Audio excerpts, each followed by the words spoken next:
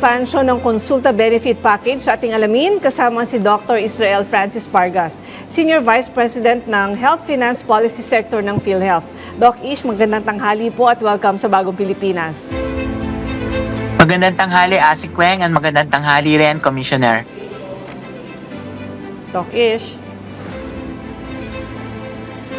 Yes po, magandang tanghali po, Asik Weng, and magandang tanghali rin, Commissioner.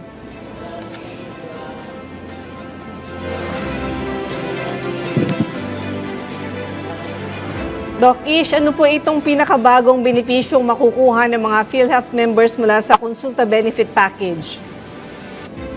Well, unang-una po ay mayroon po tayong mga pinalabas ng mga bagong benepisyo, lalong-lalo na doon sa ating mga confinement, especially halimbawa, yun pong ating kidney transplant, in-increase po natin siya from previous of 600,000 to around 800,000 to 2.1 million.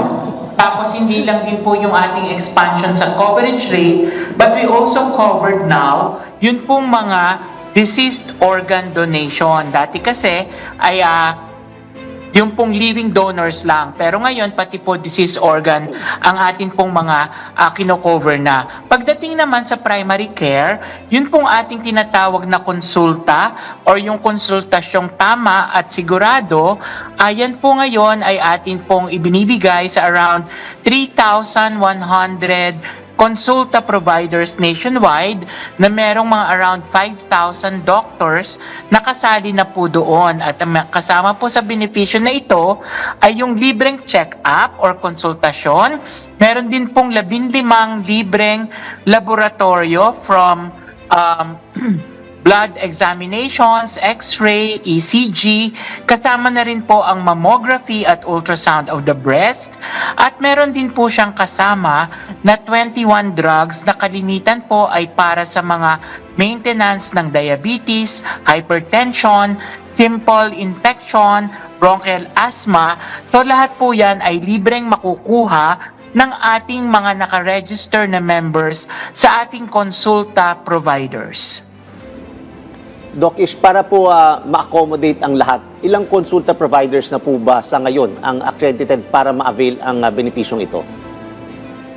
Sa ngayon po, meron tayong around 3,200 consulta providers nationwide. Yan po ay composed of public and private clinics.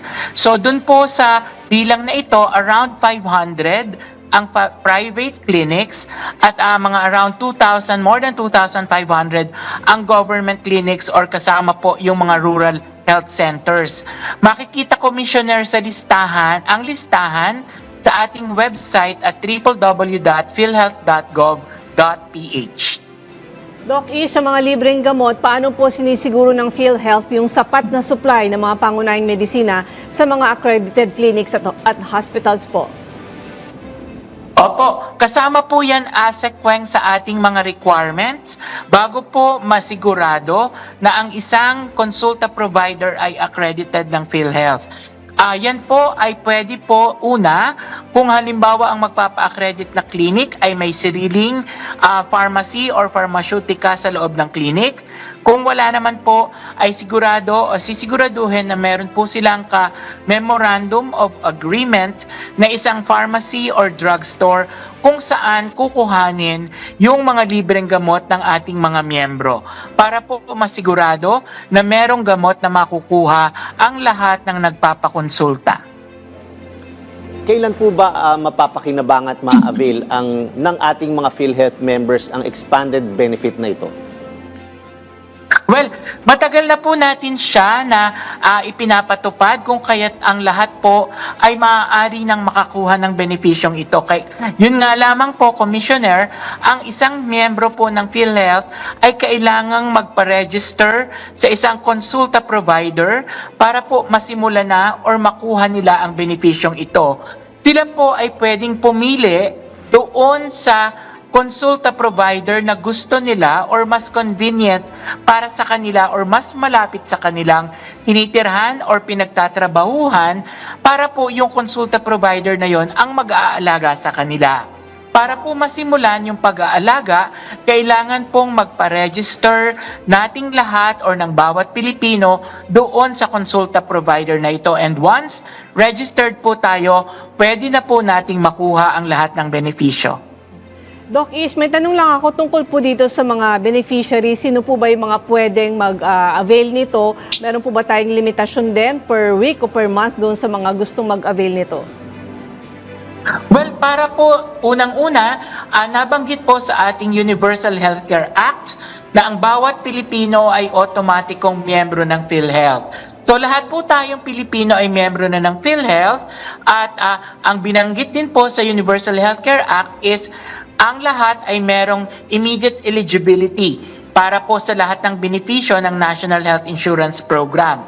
So lahat po tayo, again, once registered na sa consulta provider, ay pwede na pong makakuha ng benepisyo na ito kung ano man pong edad natin, kung ano man pong ating sexualidad, or kung ano man pong tayo natin sa ating buhay, ay makakakuha ng benepisyo na ito. Okay, mensahe nyo na lang po sa ating mga kababayan at PhilHealth members. Well, salamat sa pagkakataon, Asik Weng, and of course, Commissioner. Ipinapaalala ko lang po yung 4 M's ng PhilHealth. Una, magpa-register. Pangalawa, mag-update ng information. Pangatlo, magbayad ng premium bilang responsibilidad natin. At pang-apat, mag-avail ng benepisyo. Kung meron po kayong mga karagdagan na katanungan, pwede po kayong tumawag sa ating 24/7 hotline at 028-622-2588 or mag-email po kayo sa amin at actioncenter@philhealth.gov.ph. Maraming salamat po at magandang tanghali. Okay, maraming salamat po sa inyong oras, Dr. Israel Francis Pargas, Senior Vice President ng Health Finance Policy Sector ng PhilHealth.